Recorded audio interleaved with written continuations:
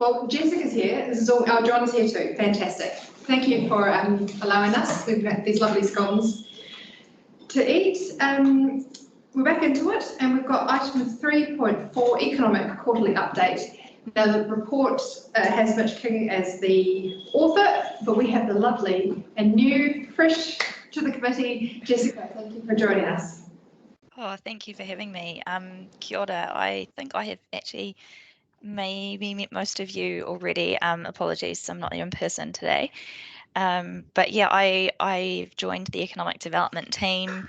I joined in November, so consider me a mini Mitch. All the good parts of Mitch, hopefully.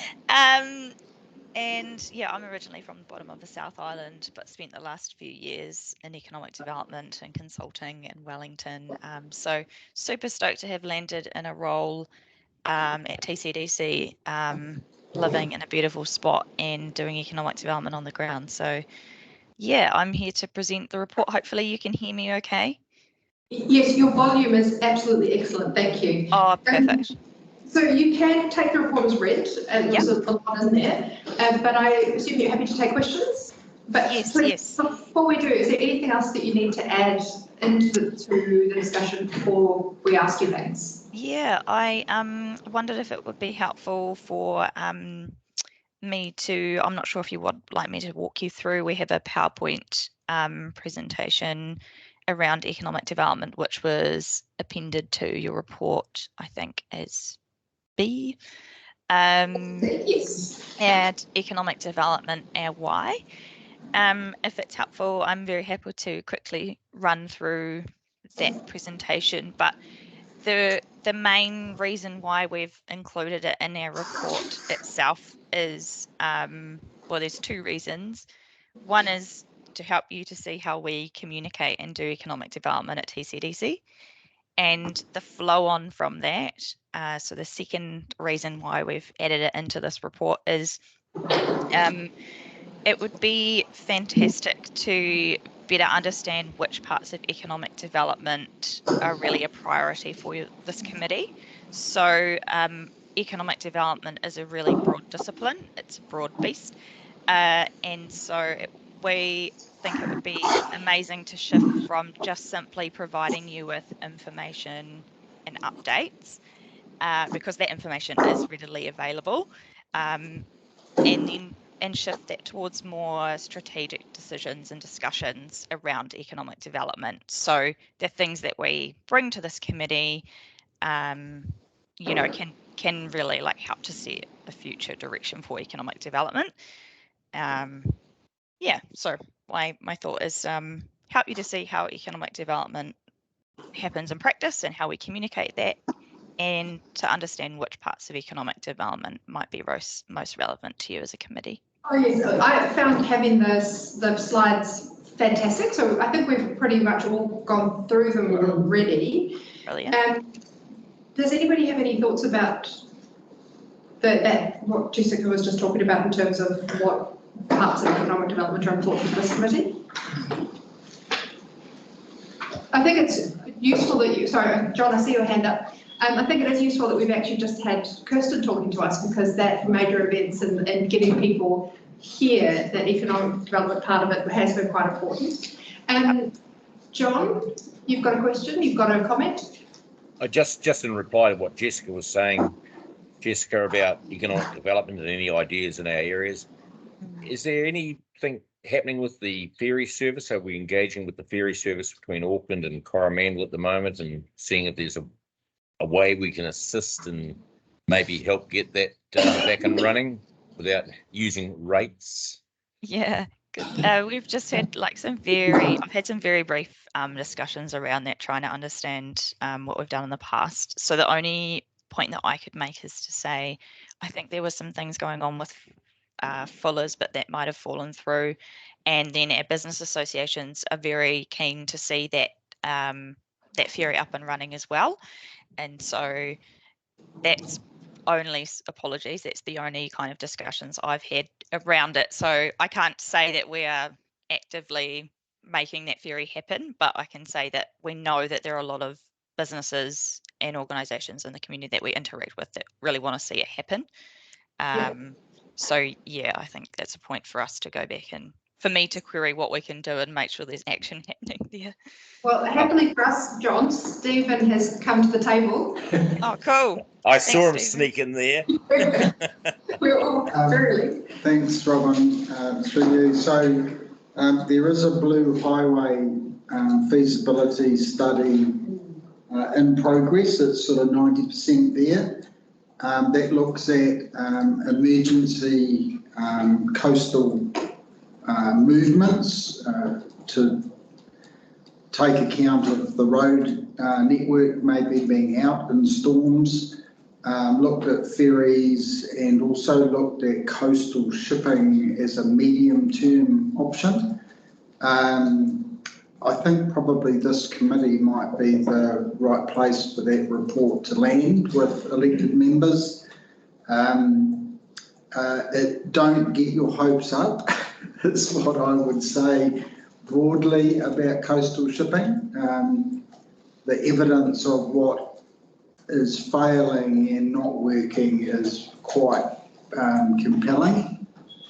So we're up against it, and there are ferry operators other than Fuller's that we can talk to.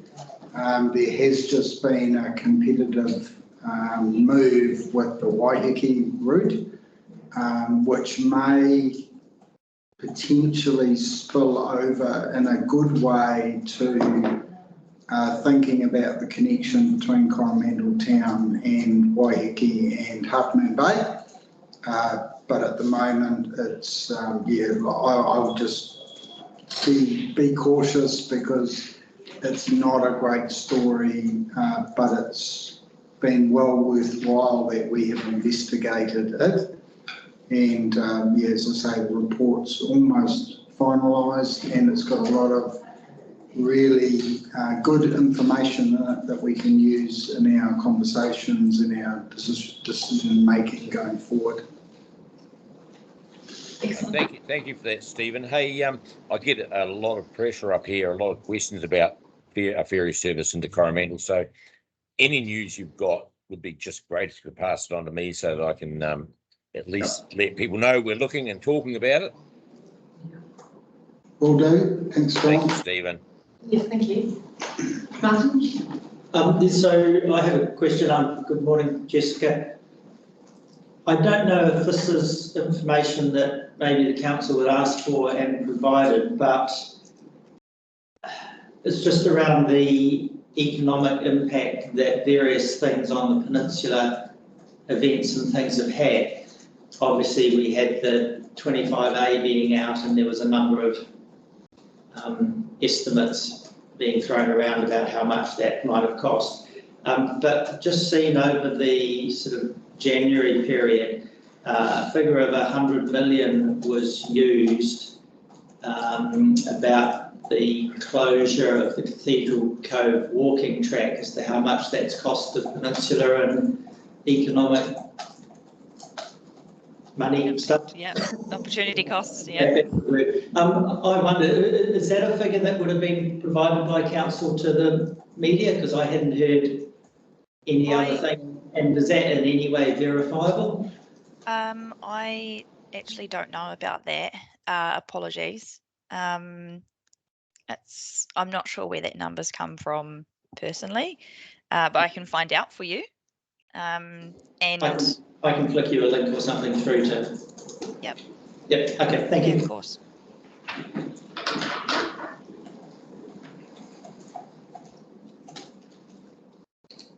Any more questions? No more questions, John? Oh, okay, excellent. Yeah, thank you. It's always really sobering to read the economic data that comes from econometrics as well, and to sort of see where we're placed, and some of the numbers in there give me pause for thought, but it's all good. You're just a messenger in that regard.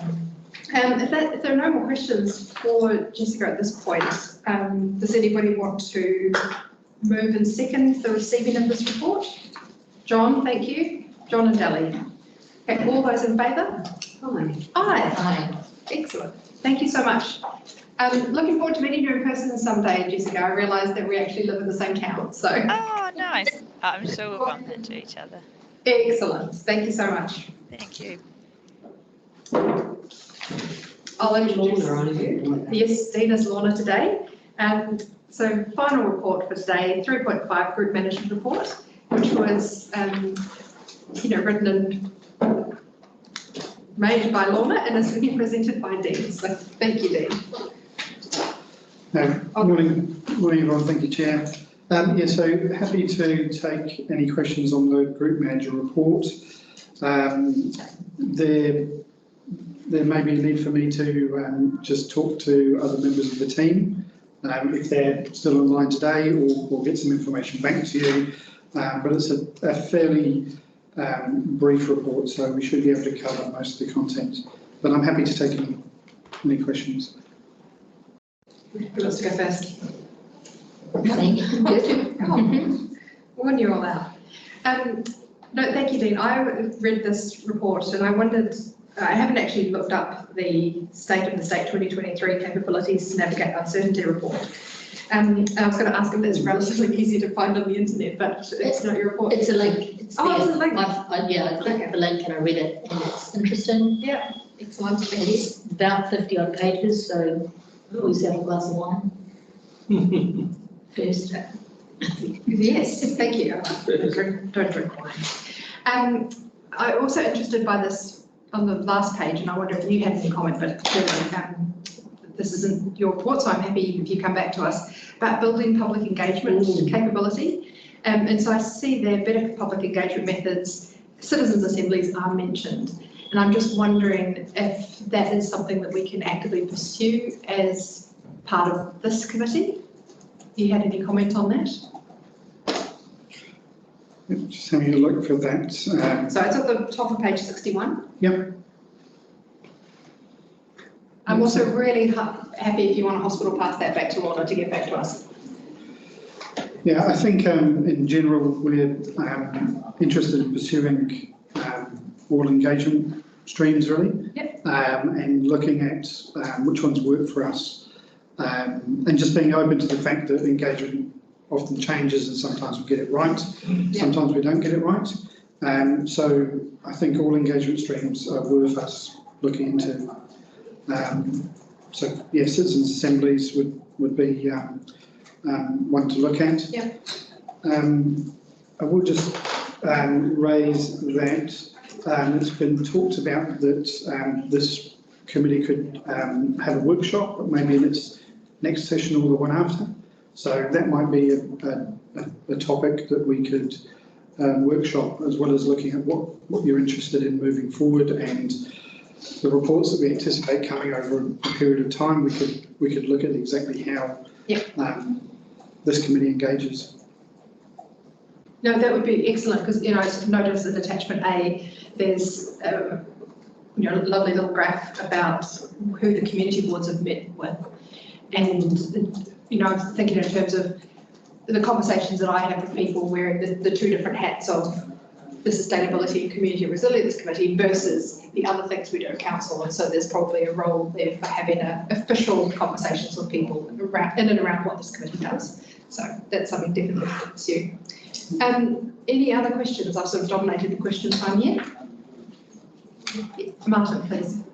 So just up from your page 60, actually at the bottom of page 60, the last paragraph there is,